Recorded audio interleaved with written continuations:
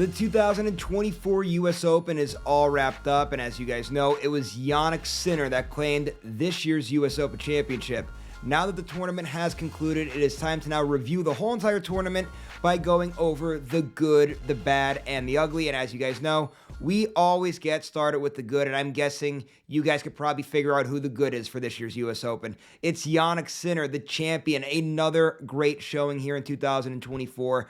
And the thing that really impressed me, guys, we know how great of a player Sinner is. Like, there's not really an area that he's bad at. The thing that really impressed me was what he was dealing with before the US Open, dealing with the stress of that news that came out about the positive steroid test. It could have mentally fried him. It could have been weighing on him. It could have led to bad performances. He was able to put that behind him and compete at such a high level. He was the best player start to finish in this whole entire US Open. So one more time, congratulations to Jannik Sinner, your champion. Also, guys, quick honorable mention into the good category. I'm going with the runner-up here in Taylor Fritz.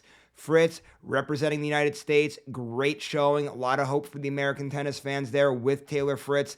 That final may have been a little bit too big of a moment for Fritz right now. Let's see if he could build on it. I did a video on that yesterday talking about that matchup with Sinner and Fritz. But, I'm not going to get in the weeds on that sort of thing there. Just want to say this was a great tournament for Fritz. He should be very proud of himself. Let's see if he can build momentum off of it.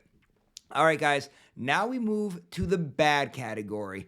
I'm going to go with the guy that came to the US Open with a lot of momentum and then exited early in round 3 in Lorenzo Musetti. Remember, Musetti, great Wimbledon showing, making it all the way to the semifinals where he lost to Novak Djokovic.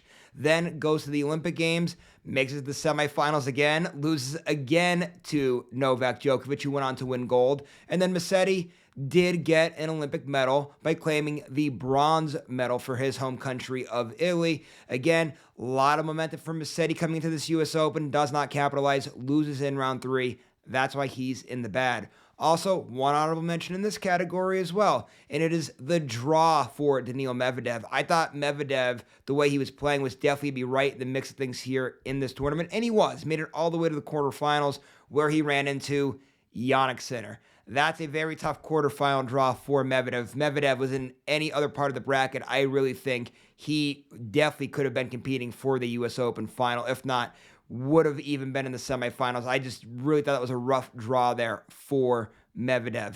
All right, now, guys, we end today with the ugly, and I'm sure you guys could probably guess the two guys that are in this.